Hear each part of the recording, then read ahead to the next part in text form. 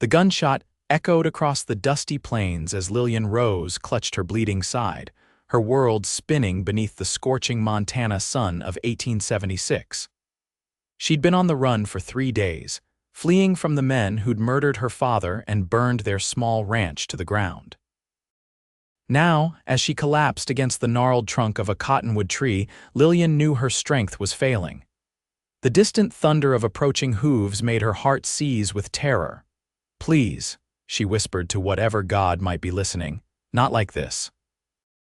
The rider appeared like a mirage through the heat waves, tall and imposing on a chestnut stallion. Lillian tried to crawl away, but her body refused to obey. She watched through half-lidded eyes as the stranger dismounted in one fluid motion, approaching her with measured steps. His face was shadowed beneath a wide-brimmed hat, but she caught the glint of concern in eyes as blue as a summer sky. "Miss, you're hurt." His voice was deep, tinged with a southern drawl that spoke of places far from this unforgiving territory. "Go away," Lillian managed, clutching her wound tighter. "They'll kill you too." The stranger crouched beside her, gently moving her hand to assess the damage. "Bullet grazed you. You've lost blood, but you'll live if we get you somewhere safe." When he tried to lift her, Lillian pushed against his chest weakly. "I can't," she whispered, tears forming in her dust-streaked eyes. "I'm not strong enough." The cowboy's expression softened as he brushed a strand of auburn hair from her face. "Then I'll be strong for both of us," he whispered, gathering her into his arms like she weighed nothing at all. As consciousness slipped away, Lillian caught his name on the wind. "Nathan? Nathan James." Lillian awoke to the crackling of a fire and the scent of coffee. For a moment, she thought herself back at her father's ranch before the nightmare had begun. But the unfamiliar ceiling of rough-hewn logs and the sharp pain in her side pulled her back to reality. She tried to sit up, wincing at the effort. "Easy now," came that same deep voice from earlier. The cowboy Nathan appeared at her side, supporting her back with a gentle hand. "That wound needs time to heal." They were in a small cabin, sparse but clean. A fire burned in a stone hearth, casting dancing shadows across the walls. Outside, night had fallen, bringing with it the chorus of cicadas and distant coyote calls. "Where are we?" Lillian asked, accepting the cup of water he offered. "My hunting cabin. About 20 miles from where I found you." Nathan settled on a stool beside the narrow bed. "Those men who were after you, they passed by about an hour ago, heading east." Lillian's hands trembled, spilling water onto the rough blanket covering her lap. "They'll come back, they always do." "Who are they?" Nathan asked, taking the cup before she could drop it entirely. Lillian studied him properly for the first time. He was younger than she'd initially thought, perhaps 28 or 30, with a weathered face that spoke of years under the harsh western sun. His dark hair curled slightly at the collar of his faded blue shirt, and a thin scar traced a path from his temple to his jawline. But it was his eyes that held her clear and honest, without the hardness she'd come to expect from men in this territory. "Wilson Cooper and his gang," she finally answered. "They wanted our land. My father refused to sell." Understanding dawned in Nathan's expression. "The water rights dispute. I've heard talk in town." "They murdered him," Lillian said, her voice hollow.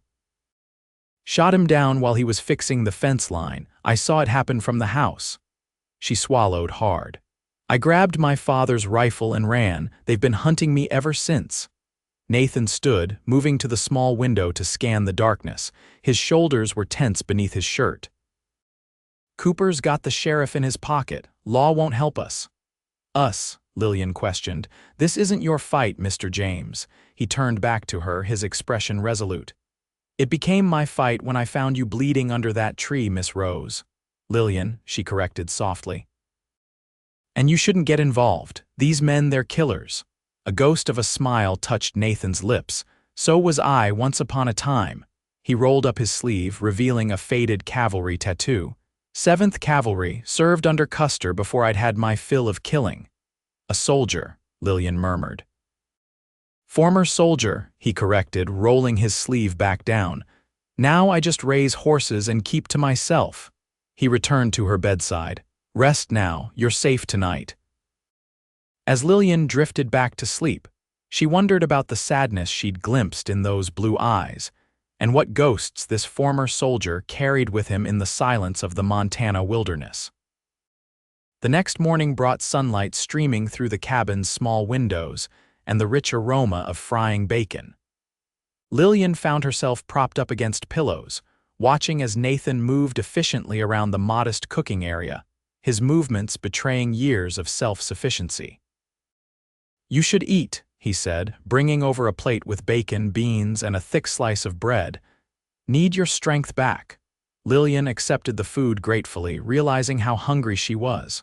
"Thank you for all of this." Nathan nodded, settling across from her with his own plate. "Your wound looks better this morning. Fever's down too."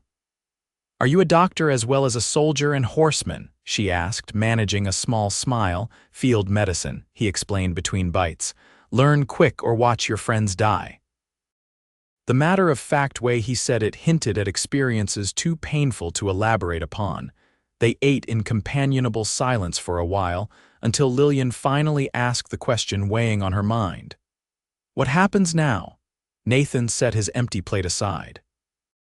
"Cooper and his men think you're either dead or long gone. That buys us time, but not much. Eventually they'll circle back." "I have nowhere to go," Lillian admitted. "Everything I had was at the ranch. I've been thinking about that." Nathan stood, moving to a trunk in the corner. He returned with a folded newspaper. "There's a federal marshal passing through Miles City next week, man named Harland. He's been building a case against land grabbers throughout the territory." Hope flickered in Lillian's chest for the first time in days. "You think he'd help?" "I know he would." "Problem is getting you to Miles City alive." Nathan's expression turned grim. "It's 4 days' ride through open country. Cooper's got men watching all the main trails." Lillian felt the weight of impossibility settling back onto her shoulders. "Then it's hopeless." Nathan's jaw tightened with determination. "No, not hopeless, just difficult." He pointed to a crude map tacked to the wall. "There's an old trapper's trail through the Wolf Mountains. Hardly anyone uses it anymore. Too steep, too dangerous. But it'll get us to Miles City without crossing Cooper's territory." "Us?" Lillian questioned again, struck by his continued willingness to risk himself for a stranger. Nathan met her gaze steadily. "I told you, Miss Rose, I'm seeing this through." "Why?" she pressed. "You don't know me." "You owe me nothing." A shadow crossed his face as he looked away. "Maybe I'm trying to balance some scales." Before she could question him further, he stood. "We leave tomorrow at first light. You think you can ride?" Lillian nodded, though uncertainty gnawed at her. "I'll manage. Good." Nathan headed for the door. "I need to check the horses and gather supplies. Rest while you can." Left alone, Lillian slowly rose from the bed, testing her strength. The wound in her side pulled painfully, but the dizziness had subsided. She made her way to the window, gazing out at the rugged landscape. Pine forests climbed the distant mountains, while the valley below stretched in a patchwork of golden grasslands. On a corral near the cabin, 2 horses grazed Nathan's chestnut stallion and a dappled gray mare. Beyond them, a small creek wound through a stand of aspens, their leaves shimmering silver in the morning breeze. It was beautiful, peaceful even, making the violence that had brought her here seem like a terrible dream. Lillian caught her reflection in the glass-pale face, tangled auburn hair, eyes too old for her 22 years. She barely recognized herself. The carefree rancher's daughter was gone, replaced by this haunted stranger. "Who are you now?" she whispered to her reflection.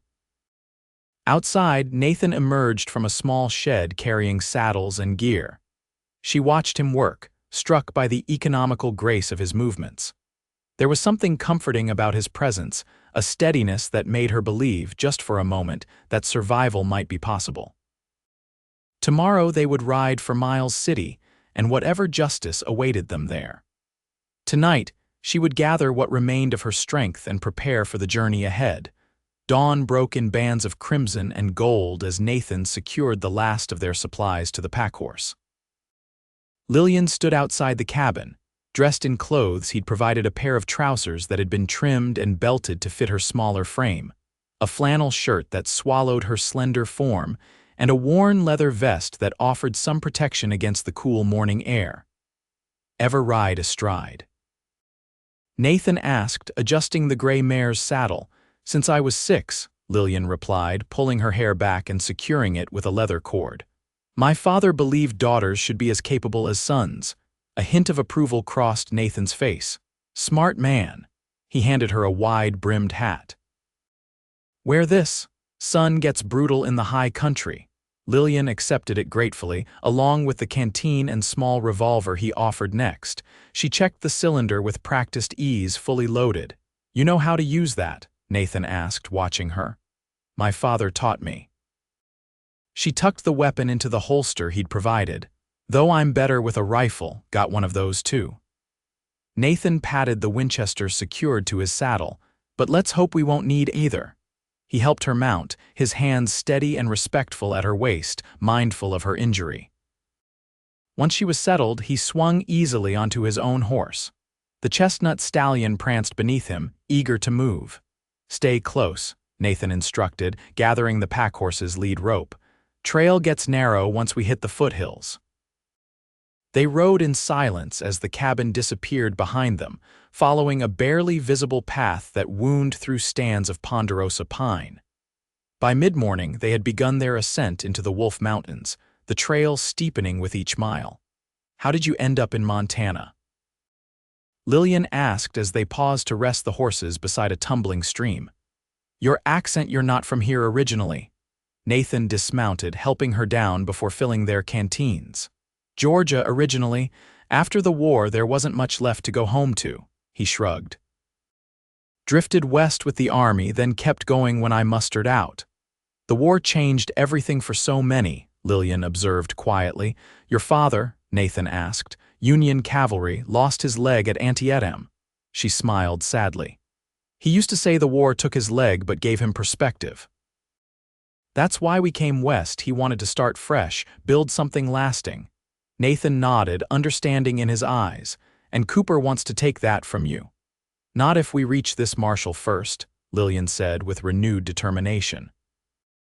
They continued their journey, climbing higher into the mountains as the day wore on. The trail narrowed, sometimes disappearing entirely among rocky outcroppings. Nathan led with confidence, occasionally dismounting to guide the horses through particularly treacherous sections. By late afternoon, the wind had picked up, carrying the scent of coming rain. Dark clouds gathered over the distant peaks, promising a storm before nightfall. "There's an old line shack about 2 miles ahead," Nathan called back to her. "We can shelter there." The first fat raindrops began to fall, as the dilapidated structure came into view, little more than a single room with a sagging roof, built into the side of a hill for protection against the elements. Nathan quickly unsaddled the horses and led them into a lean-to attached to the cabin, while Lillian gathered what dry firewood she could find. Inside, the shack was dusty but intact. A small stone fireplace occupied one wall, and rough wooden bunks lined another. Nathan soon had a fire crackling, driving away the dampness and chill. "Not exactly the Grand Hotel," he remarked wryly, spreading their bedrolls near the fire. "Better than being out in that," Lillian replied as thunder rumbled overhead and rain began to pound against the roof. They shared a simple meal of jerky, dried apples, and hardtack, supplemented by coffee that Nathan brewed in a battered pot. The storm intensified outside, wind howling through cracks in the walls and lightning illuminating the small space in brief, brilliant flashes. "Will the trail be passable tomorrow?" Lillian asked, cradling her coffee cup for warmth. "Depends on how much rain we get," Nathan answered honestly. "Might have to wait it out." A particularly violent gust of wind rattled the door, making Lillian jump. Nathan noticed her tension and reached into his saddlebag, producing a worn deck of cards. "Know how to play poker?" he asked with a hint of mischief in his eyes. Lillian's expression lightened. "Another skill my father thought essential." For the next few hours, they played by firelight, betting with matches instead of money. Lillian proved to be a formidable opponent, her face giving away nothing as she repeatedly bested him. "Your father raised a card shark," Nathan chuckled after she won her fourth consecutive hand. "He said I had a natural poker face." Lillian shuffled the cards with nimble fingers, said it would serve me well in a world where women often need to hide their thoughts. "Wise man," Nathan commented, studying her across the fire. "You miss him." It wasn't a question, but Lillian nodded anyway, her hands stilling on the cards. "He was all I had left. My mother died of fever when I was 12. She looked up, meeting Nathan's gaze. "What about you? Family waiting somewhere?" A shadow crossed his face. "Had a brother once. He didn't come back from the war." "I'm sorry," Lillian said softly. Nathan shrugged, but the casualness of the gesture didn't reach his eyes. "Long time ago now. And no wife?" Lillian asked before she could stop herself, then blushed at her forwardness. "Forgive me, that's not my business." "Nothing to forgive," Nathan replied, his expression softening. "And no wife. Came close once back in Wyoming. She decided a former soldier with nightmares and no prospects wasn't much of a catch. Her loss," Lillian said simply. Their eyes met across the fire, something unspoken passing between them. For a brief moment, the storm and their pursuers seemed very far away. Then a log collapsed in the fire, sending up a shower of sparks, breaking the spell. "We should get some sleep," Nathan said, clearing his throat. "Long day tomorrow, rain or shine." Lillian nodded, setting the cards aside. They settled onto their separate bedrolls, the fire between them. Outside, the storm continued to rage, but within the small cabin, a different kind of tension had begun to build one neither of them was ready to acknowledge. Morning arrived with merciful sunshine, the storm having blown itself out during the night. The trail was muddy but passable, and they made good time through the high mountain meadows, wildflowers nodding in the gentle breeze beneath a vast blue sky. By midday, they'd reached the highest point of their journey, a windswept ridge that offered breathtaking views in all directions. To the east lay their destination, the distant smudge on the horizon that was Miles City. To the west, the mountains they'd navigated, and somewhere beyond, Cooper and his men. 2 more days at this pace, Nathan said as they paused to rest the horses, maybe less if the weather holds. Lillian stretched carefully, mindful of her healing wound. "And when we reach Miles City, what then?" "We find Marshal Harland. You tell him everything you saw, he'll take care of the rest." Nathan scanned the horizon with narrowed eyes. "These federal marshals have authority that local sheriffs can only dream of." "And you?" Lillian asked quietly. "What will you do once this is over?" Nathan was silent for a long moment, his gaze fixed on the distant landscape. "Haven't thought that far ahead," he finally admitted.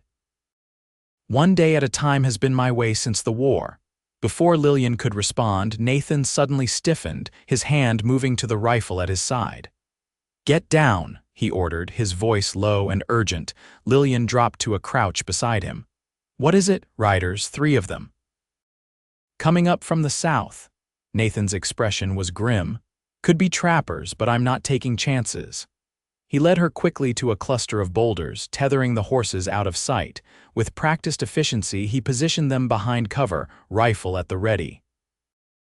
Lillian drew her revolver, her heart pounding in her chest. "If it's Cooper's men, we're in trouble," she whispered. "They know these mountains better than most." "We have the high ground," Nathan reassured her, "and they won't be expecting resistance." They waited in tense silence as the riders drew closer, following the same trail they had used earlier. When they came into clear view, Nathan's suspicions were confirmed. 3 rough-looking men, heavily armed with the distinctive red bandanas of Cooper's gang tied around their necks. "Damn," Nathan muttered. "They must have picked up our trail after the rain." One of the men pointed to the ground, clearly indicating fresh hoofprints. They were tracking them and doing a good job of it. "Options?" Lillian asked, her voice steady despite her fear. Nathan considered their position. "They'll be on us in 10 minutes if we run. Ground's too open." He checked his Winchester. "I could try to pick them off from here." 3 against 1, Lillian reminded him, and the shots would echo for miles, bringing any other searchers right to us. Nathan nodded grimly. We need a distraction. His eyes fell on a steep scree slope to their left. If we could trigger a small landslide, it might give us the time we need to circle behind them. How? Lillian asked. In answer, Nathan pointed to a precariously balanced boulder at the top of the slope. One good shot should do it. Lillian watched as he took careful aim, adjusting for distance and wind. The rifle cracked, the sound echoing across the mountainside. For a heart-stopping moment, nothing happened. Then the boulder shifted, teetered, and finally tumbled down the slope, gathering speed and debris as it went. The resulting cascade of rocks and dirt thundered down directly into the path of the approaching riders. Their horses reared in panic, nearly unseating their riders. In the confusion, Nathan grabbed Lillian's hand. Now, he urged, leading her in a crouching run toward the horses. They mounted quickly, Nathan leading them on a circuitous route that took advantage of the ridgeline to shield them from view. Behind them, they could hear shouts as Cooper's men regrouped, trying to determine what had happened. "They'll figure it out soon enough," Nathan said as they pushed their mounts to a gallop once they reached more level ground. "We need to put as much distance between us as possible before nightfall." They rode hard for hours, following game trails and creek beds to minimize their tracks. By sunset, they had descended into a densely forested valley, the mountains rising like protective walls around them. "We should be safe here for the night," Nathan said as they made camp in a small clearing beside a gurgling stream. "Too dark for them to track us now." Exhausted from the day's exertions, they kept their fire small and conversation minimal. After a cold supper, Lillian checked her wound, relieved to find it healing well despite the rigors of their journey. "Let me see," Nathan said, noticing her wince as she adjusted her bandage. His fingers were gentle as he examined the injury, his touch raising goosebumps on her skin. "Healing clean," he pronounced. "You're tougher than you look, Lillian Rose." "I wasn't always," she admitted softly. "Before all this, I was just a rancher's daughter with dreams of maybe teaching school someday." "And now?" Nathan asked, his hands lingering perhaps a moment longer than necessary. "Now I just want justice for my father and to stay alive long enough to see it done." She looked up at him, vulnerability in her green eyes. "I'm scared, Nathan. What if we don't make it? What if Cooper wins?" "He won't," Nathan said with quiet certainty.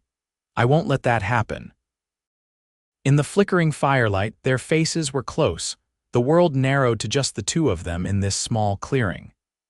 Lillian felt something shift between them, a boundary crossed, a possibility acknowledged. Nathan seemed to feel it too, his eyes darkening as they dropped briefly to her lips. For a breathless moment, Lillian thought he might kiss her. Instead, he pulled back, clearing his throat. "You should rest," he said, his voice rougher than before. "I'll take first watch." Disappointed but understanding, Lillian nodded and retreated to her bedroll. As she drifted towards sleep, she wondered about the man who had risked so much for her, what demons drove him, what dreams he might still harbor beneath his stoic exterior, and why the thought of him was becoming as vital to her as breathing. Dawn revealed a landscape shrouded in mist, the forest around them ethereal and silent. They broke camp quickly, eager to put more distance between themselves and Cooper's men. The day's journey took them through increasingly difficult terrain, narrow ravines, and swift-flowing streams that tested both riders and horses. By mid-afternoon, the forest began to thin, giving way to rolling grasslands that stretched toward the distant horizon. They were leaving the mountains behind, which meant greater speed but also less cover. "Another day's ride to Miles City," Nathan said as they paused atop a rise to survey the land ahead. "We'll need to be careful crossing this open country." Lillian nodded, scanning the vast expanse of prairie. "It's beautiful," she murmured, "in a different way than the mountains." "That it is," Nathan agreed, his expression softening as he looked at her rather than the landscape. "Different kind of strength to it." Their eyes met, and that same current of awareness passed between them, stronger now than before. This time, neither looked away. "Nathan," Lillian began hesitantly, "when this is over," a distant gunshot cut off her words, the bullet kicking up dirt mere feet from where they stood. Nathan reacted instantly, pulling Lillian from her horse and into the shelter of a nearby gully. "Sniper," he explained tersely, drawing his rifle. "Stay down." Another shot rang out, closer this time. Nathan risked a quick glance over the edge of the gully, trying to locate their attacker. "There," he said, pointing to a copse of trees about 500 yards distant. "Looks like just one man." "One of Cooper's?" Lillian asked, fear and frustration warring in her voice. "Has to be. No one else would be taking shots at us." Nathan checked his ammunition. "He's got us pinned down. If we try to run, we're easy targets in this open country." Lillian peered over the edge, quickly ducking back as another bullet whizzed overhead. "What do we do?" Nathan's expression was grim. "Wait him out, he'll have to move eventually." But as the afternoon wore on, their situation grew increasingly desperate. The sniper showed no signs of leaving his position, content to keep them trapped in the gully as the sun inched toward the horizon. "He's waiting for reinforcements," Lillian realized aloud. "The others must be close by." Nathan nodded grimly. "And once it's dark, they can approach without us seeing them." "So we're trapped," Lillian said, despair creeping into her voice. "Not necessarily." Nathan studied their surroundings with a soldier's eye. "There's a drainage ditch running along the base of this gully. It might provide enough cover for one of us to circle around behind him." "A dangerous gamble," Lillian observed, "better than waiting to be surrounded." Nathan began checking his weapons. "I'll go, you stay here with the horses." "No," Lillian said firmly, surprising herself with her own conviction. "We do this together." Nathan looked as though he wanted to argue, then nodded reluctantly. "Stay close, move only when I signal." They left the horses secured in the gully and began their crawl through the drainage ditch, a muddy channel barely deep enough to conceal them. Progress was agonizingly slow, every movement carefully calculated to avoid detection. The sun beat down mercilessly, and Lillian's wounded side throbbed with renewed pain, but she pressed on, drawing strength from Nathan's unwavering presence beside her. After what felt like hours, they reached a position that offered a view of their attacker's hideout. The man was still there, rifle trained on the gully where he believed them to be trapped. Nathan signaled for Lillian to remain hidden while he crept closer, moving with the silent precision of a predator. Lillian watched with her heart in her throat as Nathan approached the unsuspecting gunman from behind. Just as he was about to make his move, a twig snapped beneath his boot. The sniper whirled, raising his rifle. Without thinking, Lillian stood and fired her revolver. The shot went wide, but it was enough to distract the man for the crucial second Nathan needed. He tackled the gunman, and they went down in a tangle of limbs and curses. Lillian rushed forward as the men struggled. The sniper was younger than she'd expected, perhaps only a few years older than herself, with a patchy beard and wild eyes. He fought with desperate strength, landing a solid blow to Nathan's jaw before reaching for a knife at his belt. "Nathan, look out," Lillian cried. Nathan caught the man's wrist just as the blade descended toward his throat. They strained against each other, muscles trembling with effort. For a terrible moment, it seemed the younger man might prevail through sheer ferocity. Then Nathan twisted suddenly, using his opponent's momentum against him. The knife clattered to the ground, and Nathan delivered a decisive blow that left the man dazed and bleeding. "Rope," Nathan gasped, keeping the struggling man pinned. "In my saddlebag." Lillian raced back to the horses, returning with a length of rope that Nathan used to bind their captive securely to a tree. Only when the man was thoroughly restrained did Nathan step back, wiping blood from a cut above his eye. "You're one of Cooper's men," Nathan stated flatly. The young man spat at Nathan's feet. "And you're dead men walking, both of you." "Where are the others?" Lillian demanded. A smirk twisted the man's features. "Close enough that you'll never make it to Miles City alive." "How many?" Nathan pressed, his voice hardening. Enough, the captive retorted. Cooper's offering $50 for the girl dead or alive, double if she's breathing. Nathan's expression darkened. And what about me? The young man laughed, a harsh sound without humor. You're just a bonus. Cooper says to kill you slow. Lillian saw something dangerous flash in Nathan's eyes, a glimpse of the soldier he'd once been, capable of violence she could only imagine. Nathan, she said softly, touching his arm. We need to go, he nodded, the moment passing. We'll leave him tied. Someone will find him eventually. You can't just leave me here, the man protested, struggling against his bonds. Would you rather I put a bullet in your head? Nathan asked coldly. Because that's what you planned for us. The man fell silent, fear finally replacing bravado in his eyes. They gathered their horses and supplies quickly, leaving their captive secured but unharmed.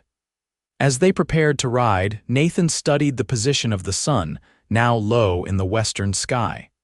We'll have to ride through the night, he said grimly. If Cooper's men are as close as he claims, we can't risk stopping. I can make it, Lillian assured him, though exhaustion pulled at her limbs and her side ached fiercely. Nathan's expression softened as he looked at her, something like admiration in his eyes.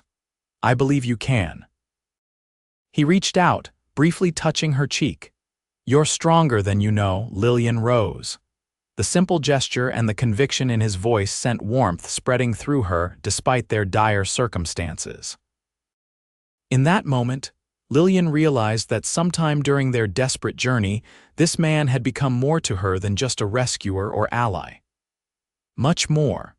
They rode east as darkness fell, guided by stars and Nathan's unerring sense of direction. The night was clear and cold, the vastness of the Montana sky stretching endlessly above them, brilliant with stars. They spoke little, saving their strength for the journey, but Lillian found comfort in Nathan's solid presence beside her. Near midnight, they paused briefly to rest the horses beside a small creek. As Lillian dismounted, her legs buckled beneath her, the day's exertions finally taking their toll. Nathan caught her before she could fall, his arms strong and steady around her waist. I'm all right, she insisted, though she made no move to pull away. Just tired. We all have limits, Nathan said gently, even the strongest among us. They stood close in the starlight, his arms still supporting her, her hands resting against his chest. Lillian could feel the steady beat of his heart beneath her palm, strong and reassuring. Nathan, she whispered, looking up at him. Something in her voice must have conveyed her feelings, for his expression changed, softening in a way she hadn't seen before. Slowly, giving her every chance to pull away, he lowered his head until his lips met hers in a kiss so tender, it brought tears to her eyes. The world seemed to stop as they stood there beside the creek. Everything Lillian had endured, the loss, the fear, the desperate flight fading against the reality of Nathan's arms around her, his lips on hers, gentle yet insistent. When they finally broke apart, both were breathing unevenly. I shouldn't have done that, Nathan said, though he made no move to release her. I'm glad you did, Lillian replied simply. He searched her face in the moonlight as if looking for answers to questions he hadn't yet voiced. Lillian, when this is over, the crack of a rifle shot shattered the night, the bullet splintering the bark of a tree inches from their heads. Nathan reacted instantly, pushing Lillian toward cover as more shots rang out from the darkness. Ambush. He shouted, drawing his pistol and returning fire. Get to the horses. Lillian scrambled toward where they'd left the animals, only to find the gray mare gone, spooked by the gunfire. Nathan's stallion remained, pawing nervously at the ground. She grabbed its reins, calling for Nathan. They're circling around, he warned, firing into the darkness. Too many of them. Desperation clawed at Lillian's throat as she realized the truth. They were surrounded, outnumbered with only one horse between them.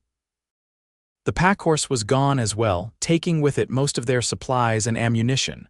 Nathan, she called again, more urgently. He appeared beside her, blood streaming from a fresh wound on his arm.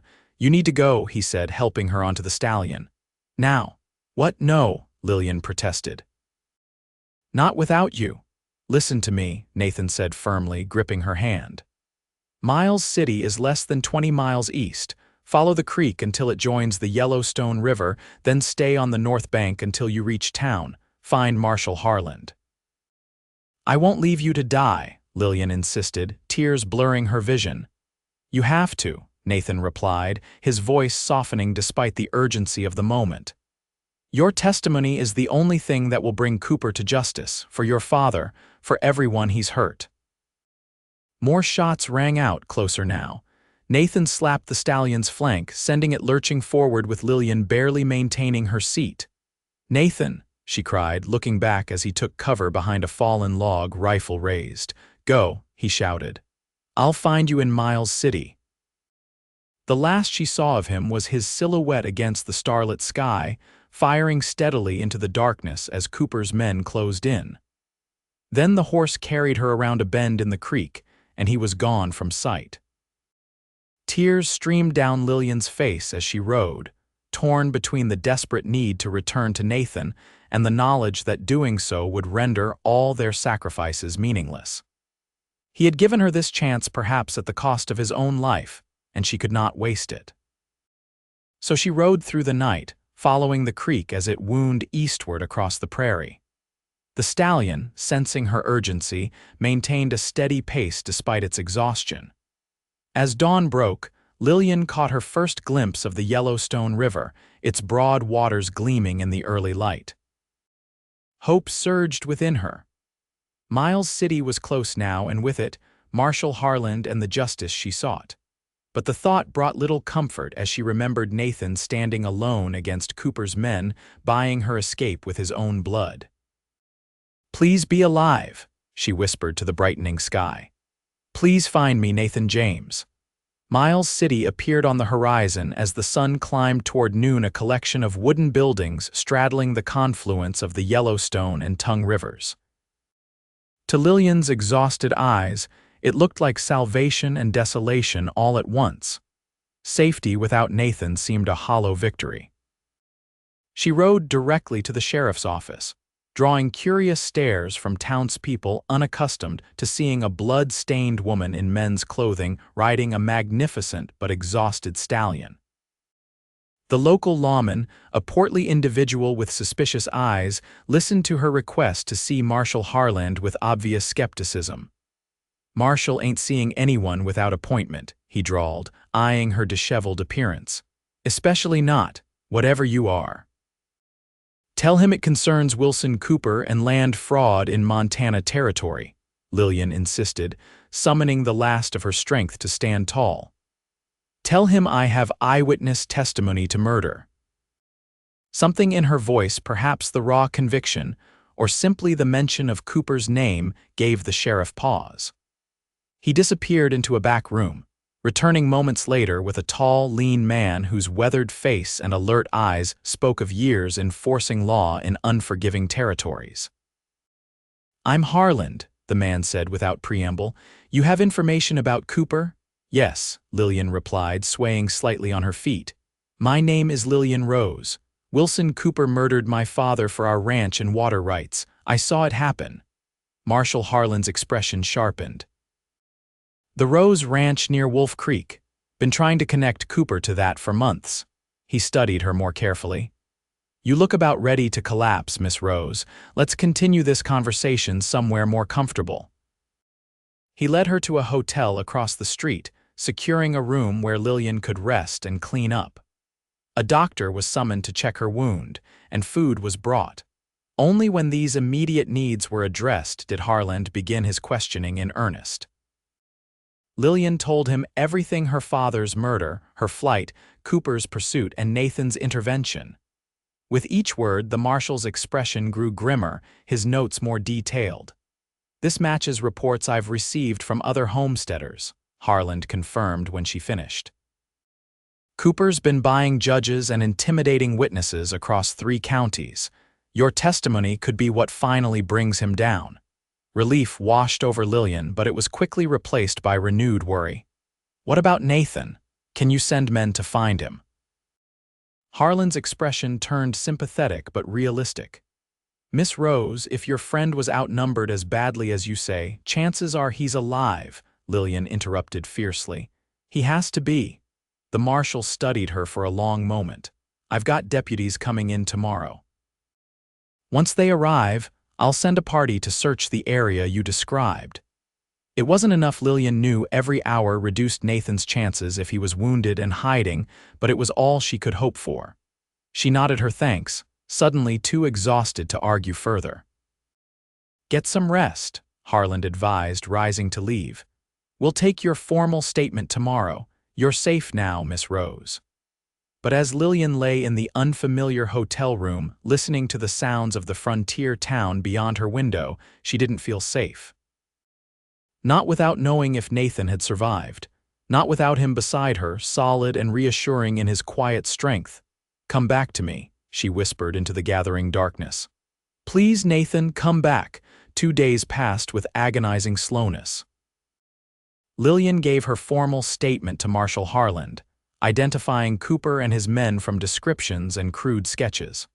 Warrants were issued, deputies dispatched. The wheels of justice had begun to turn, but Lillian found little satisfaction in it without Nathan.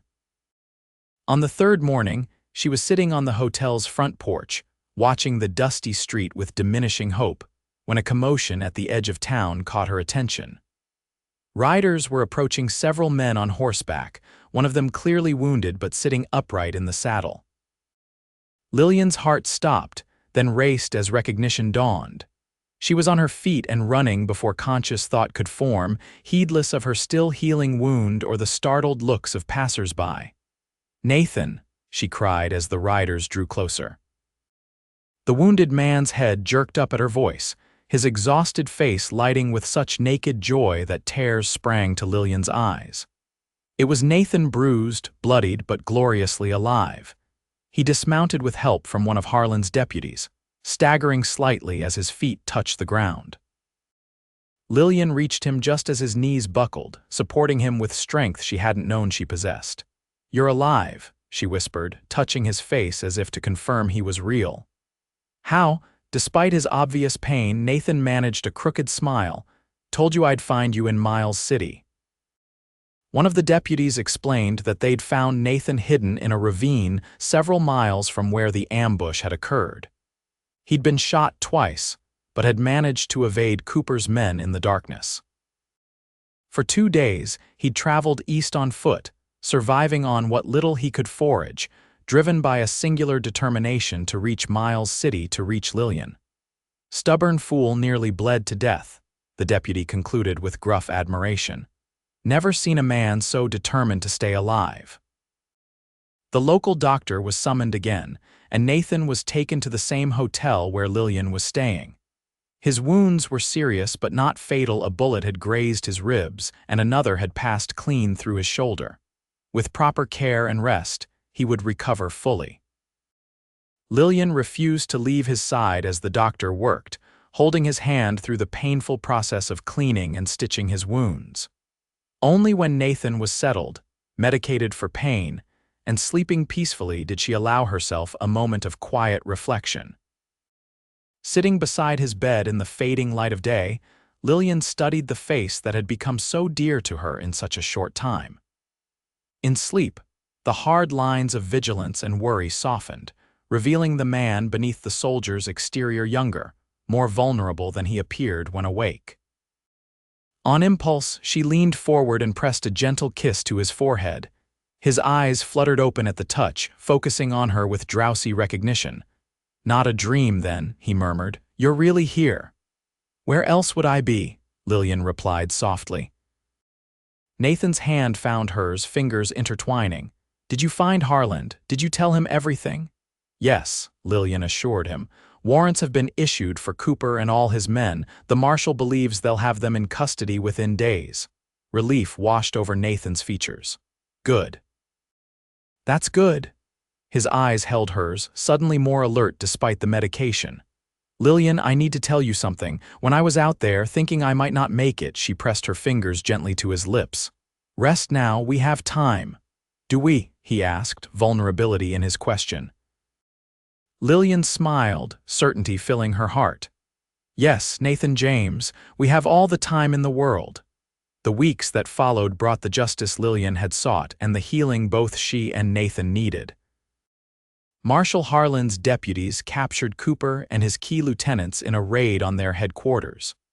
With Lillian's testimony and corroborating evidence from other victimized homesteaders, Cooper was sentenced to hang for multiple murders and land fraud. Nathan recovered from his wounds more quickly than the doctor had predicted, driven by a renewed purpose that seemed to brighten his spirit with each passing day. As summer turned to early autumn, they often walked together along the riverbank, discussing their futures with a tentative hope neither had dared feel before. "The territorial governor has approved your claim to your father's ranch," Nathan told her one golden afternoon as they sat watching the Yellowstone flow past. "Marshal Harlan came by with the papers this morning while you were at the dressmaker's." Lillian absorbed this news quietly. The ranch had been her home, her father's dream, but returning there alone held little appeal now. "It seems like another life," she admitted. "Before all this." Nathan nodded, understanding in his eyes. "You don't have to decide anything right away, the land will wait." They sat in companionable silence for a while, the only sounds the rustling of cottonwood leaves and the distant calls of riverboat men. Finally, Nathan turned to her, an uncharacteristic nervousness in his manner. "I've been thinking," he began, then paused to clear his throat. "My place, it's not much compared to your father's ranch, just a small cabin and some decent grazing land. But the horses I breed are starting to make a name for themselves. In a few years, with hard work." He trailed off, looking frustrated with his own awkwardness. Lillian waited, her heart beating faster as she guessed what he was trying to say. "What I'm trying to ask," Nathan continued, taking her hand in his, "is whether you might consider a future that includes me, not just as the man who helped you, but as my husband." Lillian finished for him, a smile blooming on her face. Relief and hope transformed Nathan's expression. "Yes, exactly that. I would consider it," Lillian said solemnly, though her eyes danced with barely suppressed joy. "In fact, I've been considering little else these past weeks." Nathan's smile was like sunrise breaking across his features, open, unguarded happiness that made him look younger than she'd ever seen him. "Is that a yes, Lillian Rose?" "It's a yes," she confirmed, laughing as he pulled her into his arms, "on one condition." "Name it," he said immediately. "We combine our lands," Lillian proposed. "Your horses, my father's water rights and grazing land, together." Nathan considered this, appreciation dawning in his eyes for the practical wisdom of her suggestion. "A partnership in every sense." "Exactly," Lillian agreed. "Neither of us alone anymore." His response was to kiss her, there on the riverbank with the late summer sun warming their shoulders and promise stretching before them like the endless Montana sky. They were married 2 weeks later in Miles City's small church, with Marshal Harlan standing as witness. The ceremony was simple, the celebration afterward modest but joyful. That evening, as they prepared to leave for Nathan's cabin, their cabin now, Lillian found herself momentarily overwhelmed by all that had happened since that terrible day when Cooper's men had murdered her father. "Are you all right?" Nathan asked, noticing her sudden stillness as she gathered her few belongings. "Just thinking about how much has changed," she admitted. 3 months ago I was certain my life was over. Now, he prompted gently. Lillian looked up at him, this man who had risked everything for a stranger and then given his heart to the woman she'd become through fire and hardship. "Now I know it's just beginning." Their journey to the combined properties took 4 days, traveling at an easy pace that allowed them to savor their new status as husband and wife. When they crested the final rise that revealed Nathan's cabin nestled against the foothills of the Wolf Mountains, Lillian felt a surge of recognition, not for the place itself, but for the feeling of coming home.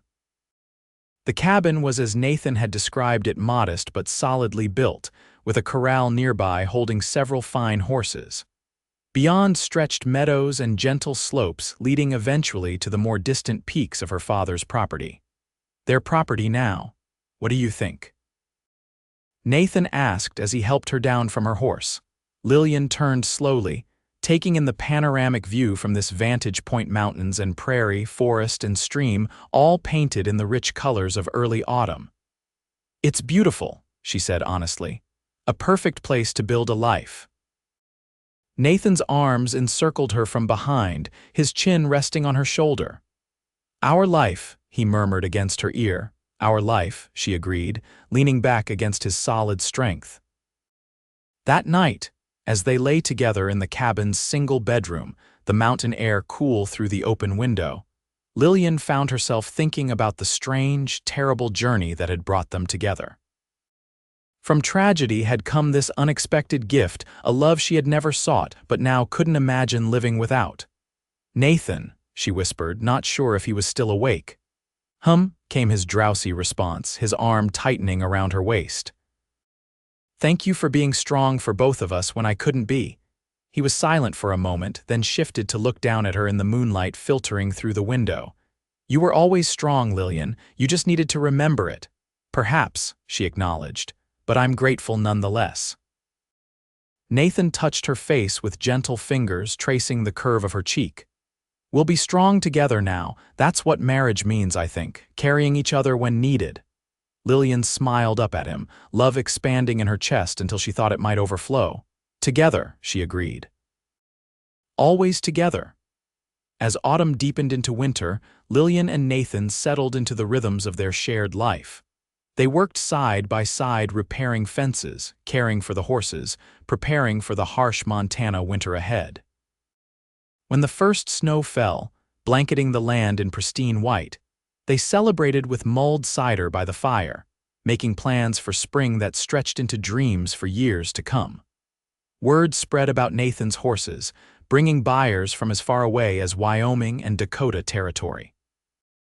Their reputation for breeding strong, intelligent stock grew, as did their prosperity. By the following summer, they had added a proper barn to the property and expanded the cabin to include a larger kitchen and second bedroom for the future, Nathan had said with a meaningful glance that made Lillian blush like a girl. That future arrived sooner than they'd planned. On a crisp October morning, almost exactly a year after they'd married, Lillian confirmed what she'd suspected for several weeks: they were expecting a child in the spring. Nathan's reaction to the news was everything Lillian could have hoped for. His initial shock quickly gave way to a joy so profound it brought tears to his eyes. That night, he held her close in their bed, his hand resting protectively over her still flat stomach. "A child," he murmured in wonder. "Our child. Are you happy?" Lillian asked, though she already knew the answer. "More than I ever thought possible," Nathan admitted. "More than I deserve." Lillian turned in his arms to face him. "Don't say that. You deserve every happiness, Nathan James." He smiled, but she caught the shadow that passed briefly through his eyes, the old ghosts that still haunted him sometimes in the dark of night. "I've done things, Lillian, during the war, after, things that can't be undone. We all carry regrets," she said softly. "But this child, our child, is about the future, not the past." Nathan nodded, the shadows receding as he focused on the promise of new life. "A future I never dared imagine until you." The winter months passed in a cocoon of domestic contentment, the outside world held at bay by deep snow and the warm hearth they shared. Lillian's body changed with the growing life inside her, and Nathan watched each transformation with reverent fascination. He insisted on taking over the more strenuous chores, treating her with a protective tenderness that might have chafed had it not been so clearly born of love. Spring arrived with its usual dramatic suddenness, in the high country snow melting into rushing streams, wildflowers carpeting meadows, new foals wobbling beside their mothers in the expanded corral. And with it came their daughter, born on a perfect May morning with the sun streaming through the bedroom window and a midwife from the nearest settlement attending.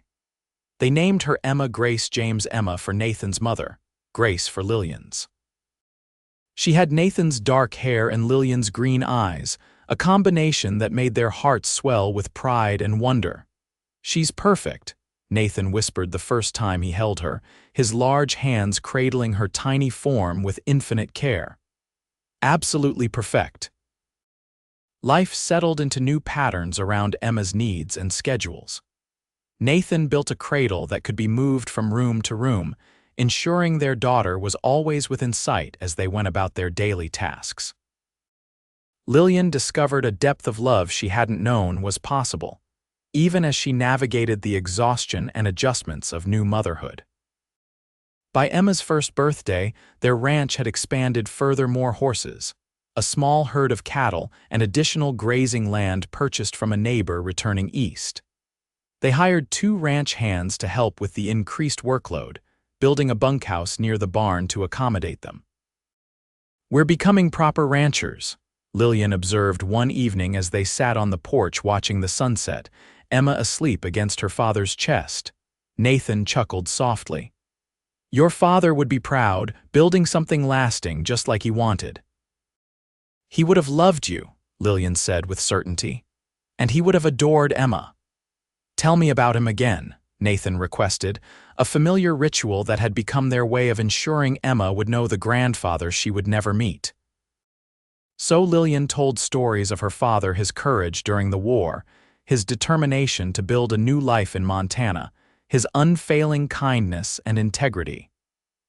As she spoke, she could almost feel his presence, approving of the life she and Nathan had created from the ashes of tragedy.